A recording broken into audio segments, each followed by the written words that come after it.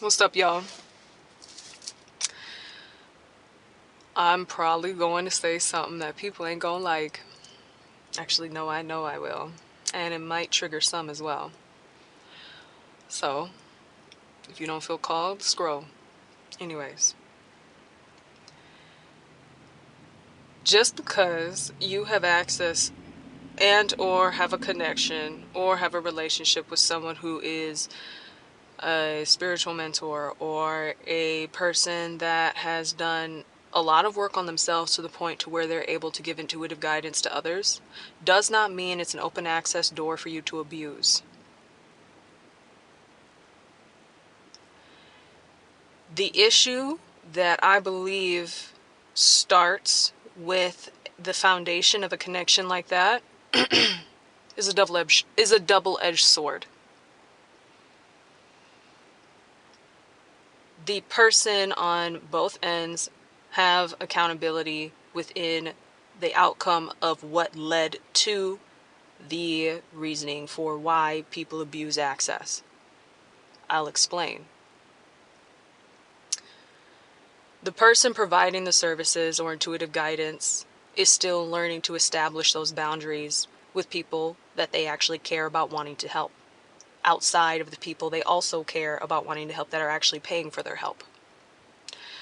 So they're also learning how to overcome people pleasing and navigating through that while they're also trying to show up in the way that they feel they are supposed to show up for somebody who is probably meant to navigate this journey themselves with little guidance from them, but are blinded by the idea that they're supposed to be a hero for them because they are friends or in a connection with them, when in reality there is a purpose and a reason for why you are supposed to step back and allow a person you care about to go through certain scenarios and situations, and you're supposed to just sit back, give what you're supposed to be told to give, and leave the rest. Let's talk about the other end of the sword, the person receiving the services. The issue surrounding this is expectations get surrounded by the fact that once it's given once, it's expected to be given every other time it's asked for. Especially if there was no reciprocation of energy given back in return for the energy given in the first place. And yes, I mean money or some form of service in return that matches the reciprocation of energy given to them.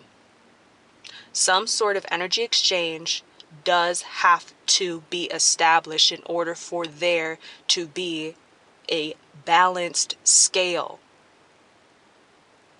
Otherwise, there is an unbalanced equal give and take.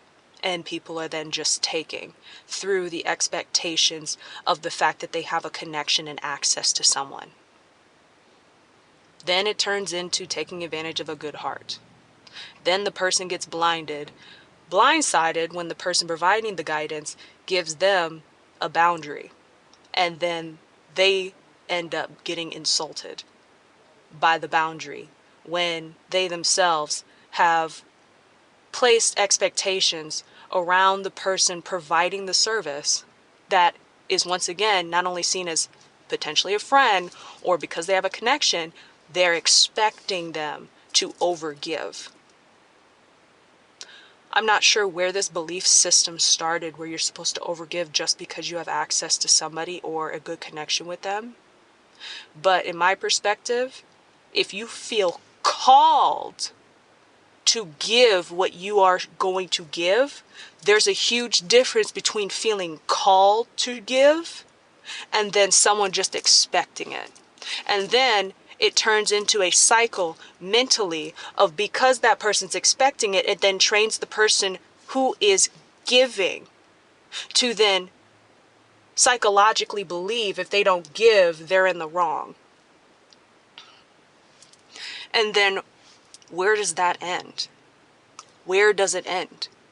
It is a nasty fucking cycle that keeps going. This is likely going to burn bridges. This is likely going to piss some people off. Everybody's going to have their own perspective on this. This is mine. And it's going to stay mine.